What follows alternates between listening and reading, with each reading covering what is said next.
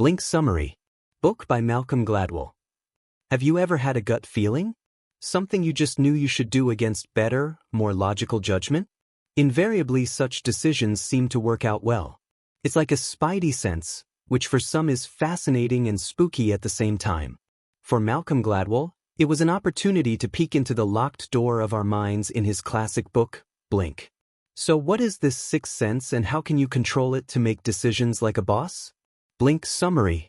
Gladwell starts the book by recounting the story of the Kouros statue, a Greek work of art purchased by the Getty Museum for $10 million.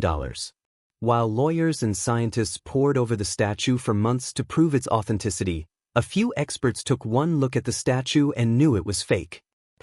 Despite evidence to the contrary, they just knew. But they couldn't put their finger on why. The story illustrates how intuition plays a huge role in our perception of the world. While this story's illuminating, it's the science behind our subconscious information gathering that Gladwell concentrates on. In a renowned gambling experiment, scientists found that when choosing cards from a rigged pack, sweat glands in the hands of the players became active. It was only much later on in the game that the players consciously began to avoid the rigged deck. The participants' response to their environment happened below the surface of consciousness, in what the scientists called the adaptive unconscious. A similar process happens throughout our lives, as we toggle between conscious and unconscious modes of thinking. Think back to when you've met someone for the first time, job interviews you've had, or quick pressure decisions you've made. Often you knew instinctively whether you liked that person, or the best choice to make. While we're conditioned to deliberate over decisions and think carefully, it's often quick, instinctive decisions that are more effective. In one study, a group of students were asked to rate a lecturer after the semester. Another group who didn't know the lecturer were shown a 2-second clip of the class and asked for their rating. In the end, the two groups gave the lecturer very similar ratings, showing just how powerful intuition can be. The scope of these findings, according to Gladwell, is enormous. If we take a microscope and analyze these small decisions, he says, not only can we improve ourselves, but also the world. So how does intuition really work? Thin slicing. In one fascinating study, Professor Gottman from the University of Washington constructed the Love Lab, an experiment designed to analyze married couples and the strength of their relationship. After observing the couples for only 1 hour, Gottman was able to predict with 95% accuracy whether a couple would still be together 15 years later. After a mere 15-minute observation, he achieved a mind-boggling 90% prediction accuracy. According to Gottman, these impressive scores are the result of thin slicing. In other words, the ability of our subconscious to find patterns in situations based on very narrow slices of experience. Predicting divorce, he says, is simply a matter of pattern recognition and picking up a particular signature. To become more accurate, Gottman filters out irrelevant information and focuses on the most pertinent data. Gottman's pattern recognition has become so advanced that he can hear a couple in a restaurant and know whether that couple will still be together in a few years' time. Normally, women want to talk about an issue, and they criticize more, which men respond to by walking away, he says. It causes women to criticize more and eventually becomes a loop. Defensiveness, stonewalling, criticism, and contempt were shown to be the main predictors of marital problems. Contempt shows no gender difference and it's the real relationship killer. It was shown to be so damaging, in fact, that its presence can predict how often the spouse will have a cold. Its effects on the immune system are because it's a form of rejection and social exclusion. Intuition in every scenario works in a similar fashion, sifting through available information to focus on the determining factors. In one study, students were asked to complete a personality questionnaire about their friends. Another group of strangers was asked to observe this friend's dorm room for 15 minutes before completing the same questionnaire. Amazingly, the strangers observing the dorm room did better than the friends on the questionnaire. The group of strangers were able to gain an objective analysis of the person and filter out the unnecessary information to reveal the thin slice. Another study showed that independent observers were more accurate in predicting the likelihood of surgeons getting sued over a detailed analysis of the doctor's record.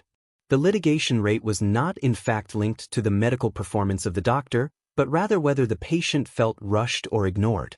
Even more amazing is the fact that study participants were able to thin slice from listening to only 40 seconds of garbled speech, just by picking up the speech pattern of the doctor. This strength of intuition surprised the researchers. While it's often impossible to know why we know something, these studies show that we're constantly thin slicing without even realizing, and demonstrate just how powerful, and sometimes dangerous, it can be. Priming. Our mind is responding to a constant barrage of inputs, which alters our conscious behavior. John Bargh at New York University has shown how thin slicing and intuition influence our actions through a process called priming.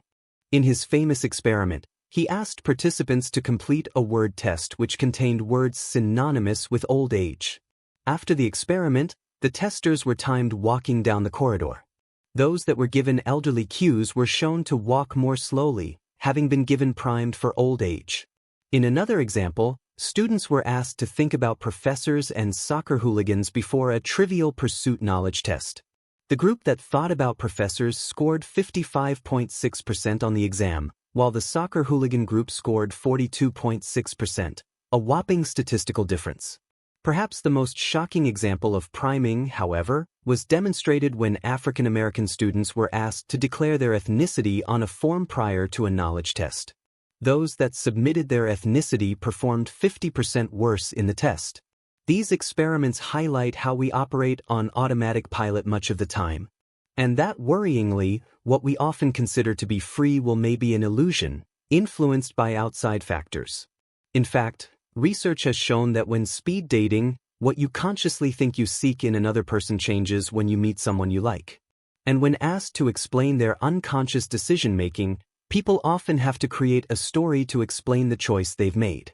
Such an inability to control or consciously explain our choices means that rapid cognition can sometimes lead us astray. When intuition fails. Despite its usefulness, according to Gladwell, there are times when intuition fails. Appearance. Height has been shown to play a significant role in subconscious bias.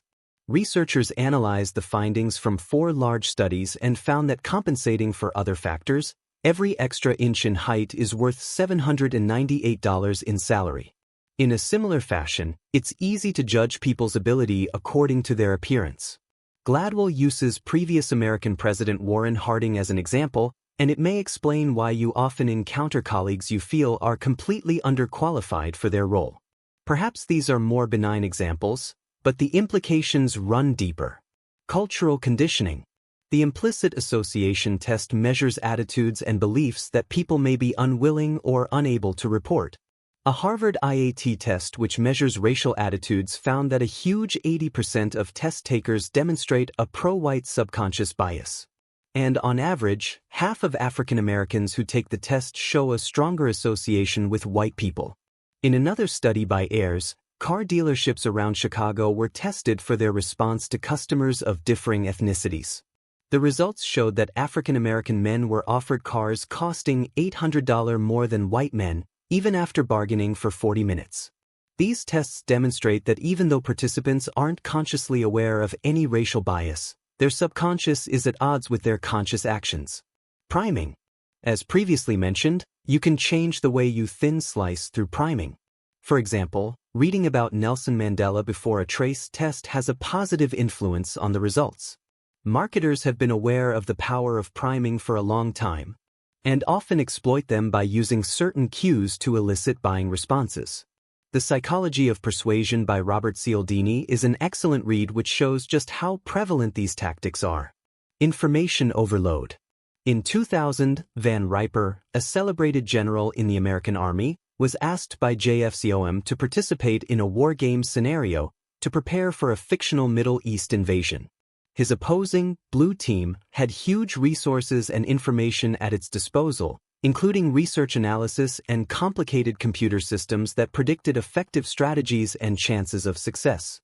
Van Riper, in contrast, employed a lean leadership style, relying on his experience. Using this technique, Van Riper wiped out 16 blue ships on the second day of the game. They were so focused on the mechanics and the process that they never looked at the problem holistically. In the act of testing singing apart, you lose all its meaning. This experiment, like the student personality questionnaire and the Kouros statue before it, shows how intuition and performance can actually be hindered by too much information. Rapid cognition is based on very thin slices of experience. Feed it too much material and the system may jam. How to improve your powers of intuition. In his book, Sources of Power, Gary Klein analyzes professionals in high-stress situations and their decision-making process. He found that nurses and firefighters under pressure wouldn't consciously compare all options. Instead, they would act quickly, drawing on a mixture of experience, intuition, and rough simulation. In another quirky example, General Van Riper found that Wall Street traders performed well in war simulations because they were able to make quick decisions with limited information. The only difference was they were betting on money while the generals were betting on lives. So how do these professionals do it? And how can we hone our intuition to improve our decision-making and performance? Practice. Gladwell takes us from the battlefield to the world of improv comedy. A world in which intuition and producing a funny story on the spot is paramount. Keith Johnstone, famous in improv comedy circles, indicates that this kind of spontaneity isn't random. Good improvisers seem telepathic. Everything looks prearranged. This is because they accept all offers made, which is something no normal person would do. Good actors develop every suggestion, however bizarre. Bad actors block suggestions and the scene dies. To develop this improv technique and make subconscious decisions under pressure, actors undergo repetitive practice and training. Much like in basketball, where you perfect your plays so thoroughly that eventually, you produce an intuitive performance. Become an expert. Sometimes asking people what they like or want doesn't provide accurate answers. As Dan Ariely points out in his superb book, we're predictably irrational creatures. Market research can often be too blunt to pick up the difference between bad and different, especially with new, revolutionary products. Sometimes you need some context to make a thin-sliced judgment.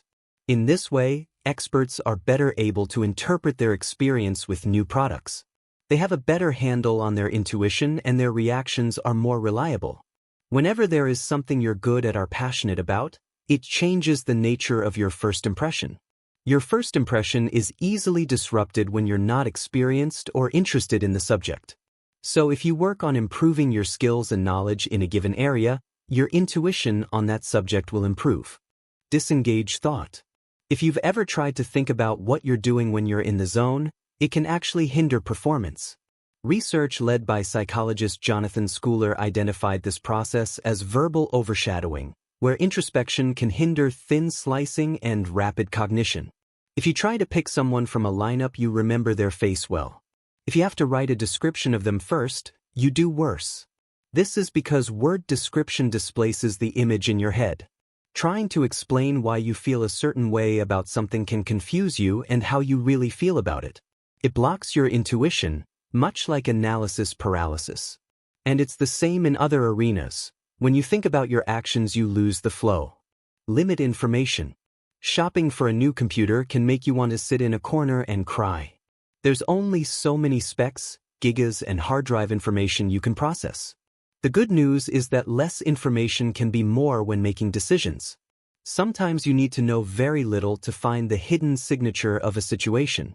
In fact, a study in Cook County Hospital, Goldman's algorithm, predicting heart attacks discovered that only 4 data points are required. Having more information makes you feel more confident, but it doesn't improve the accuracy of your decisions. Successful decision-making relies on a balance between deliberate and intuitive thinking. And less information is often more effective. Reduce choice to make better decisions. Jam experiment. 6 jams versus 24. 30% bought versus 3%. Give yourself more time. Researchers analyzing police shootings have shown that officers' reactions in these pressure situations are strikingly similar. Under extreme stress, they experience visual clarity, tunnel vision, diminished sound, and slowing of time. This is because the mind sacrifices other functions for heightened awareness. In these situations, the optimal arousal for performance is a heart rate of 115 to 145. Above that, poor performance results because too many systems shut down. That's why police have been discouraged from high-speed chases. Many of the police brutality cases have occurred after high-speed chases when officers are temporarily mind-blind. In other words, they're unable to get an intuitive sense of the situation and how to act. Evidence shows that with no time and a high degree of stress, you tend to revert to stereotypes. For that reason, police have transitioned to one-car patrols. One officer is able to slow a situation down more effectively to engage his subconscious and conscious modes of thought, improving decision-making. If you can slow a situation down, it will improve your performance. Your subconscious is good but not infallible. As we've seen in earlier examples, the subconscious mode of thought is a powerful ally, but it can be infallible, and it can be exploited. Research has shown a phenomenon called sensation transference when customers are shopping. Consumers associate packaging with the product to the degree that they're indistinguishable. In this way, marketers can make small changes to packaging to affect our opinion of food and drink. Subconscious, rapid cognition, and thin slicing are prone to error, bias, and stereotyping. Conclusion: Blink is an excellent book and I highly recommend grabbing a copy. The research included shows just how complex and powerful our mind is. The first half of the book talks about the potential for using the subconscious mind to improve rapid cognition and decision-making. The second half of the book outlines the drawbacks of relying on the subconscious for reading every situation. Hopefully, it can help you make the most of your spidey sense to climb up walls and stuff, or just making better decisions.